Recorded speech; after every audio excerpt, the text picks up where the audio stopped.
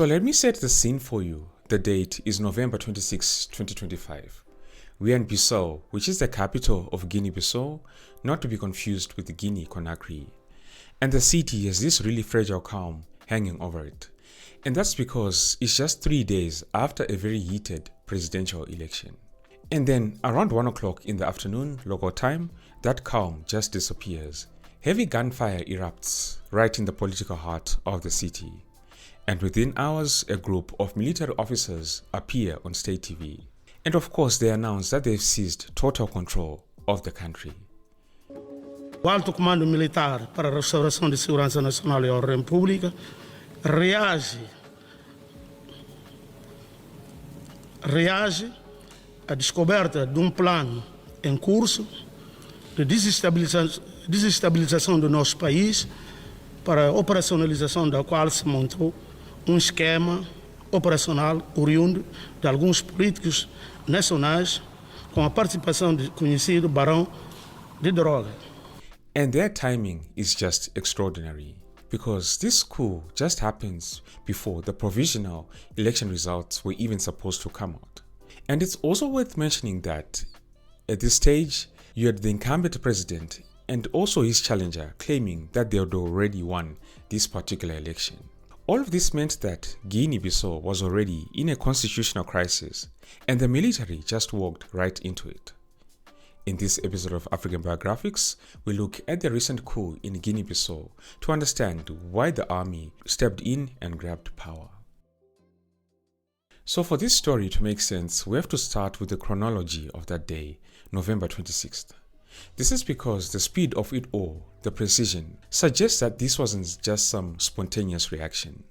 The gunfire was really concentrated in two crucial spots. First, we have the presidential palace, which of course makes sense. And secondly, the gunfire erupted right near the building that houses Guinea's National Electoral Commission. So it means that the army was striking at the heart of the political process itself. You also had troops of the Presidential Guard and an elite unit also moving in very, very fast. And so by the afternoon of the 26th, these areas were already locked down, roads blocked, and everyone forced to be inside. And then a group of senior officers declared that they were in charge. They gave themselves the name the High Military Command for the Restoration of Order. The face of this command was a Brigadier General Denis Nkana. And the key detail here is that he isn't just some outsider. He's actually the former head of the military household at the presidential palace. So basically, an insider. These officers delivered their statement from the army headquarters, and the speed with which they locked the country down is really astonishing. They basically moved on 4 fronts almost immediately. Firstly, they suspended the entire electoral process, meaning that the votes, the results, all of it has been nullified. Secondly, they've moved to close the borders, land, air and sea. They've sealed off the entire country. And thirdly, well, they've placed an indefinite mandatory curfew. And lastly, which is the 4th point, they've also suspended all media programming. I mean, this is textbook coup d'etat stuff. And then lastly, they've also made arrests, right, which span across the entire political spectrum. So for example, the incumbent Umaru Sissoco Embalo was arrested and detained. But it also didn't stop there. They've also arrested his own chief of the general staff, as well as his deputy, the Minister of the Interior, and other high-ranking officials. And the army have even gone for the opposition. For example, Fernando Diaz Acosta, one of the main candidates who's claiming victory, has been arrested. You also have Domingos Pereira, the former prime minister whose party, the PAIGC, was blocked from even running. So both of these opposition leaders have been detained at an airbase in the country. So at this point in the video, you might be asking yourself, so why did the army come in and take power? Well, the High Military Command for the Restoration of Order gave a formal reason for this. Their official line was that they had uncovered an ongoing plan in Guinea. And this plan involved what they termed national drug lords who were aiming to destabilize the country. So essentially they are blaming drug traffickers for trying to manipulate the election results and fundamentally alter Guinea's constitution, right? But it's also worth mentioning that the environment in Guinea was already unstable.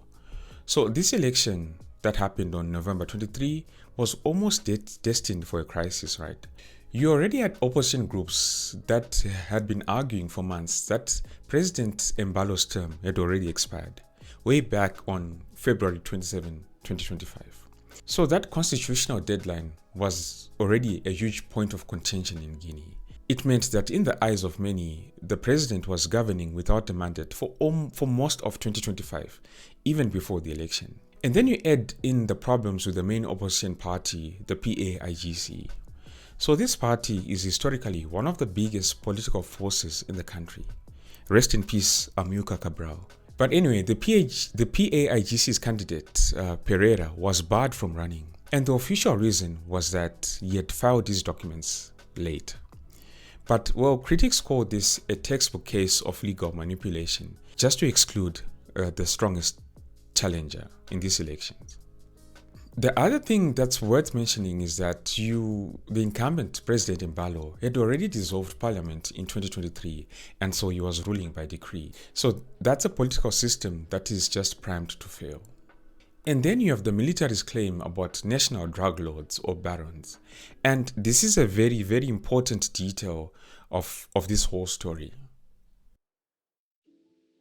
Guinea-Bissau has been termed Africa's first narco-state, and the reason is a mix of geography, instability, and the sheer amounts of money involved in this drug industry. The country is actually a vital staging post, right? Because it sits right on the Atlantic. And it makes it the perfect refueling spot for cocaine, moving primarily from Latin America. So from countries like Colombia, Venezuela, right? This cocaine then finds its way to the very lucrative markets in Europe.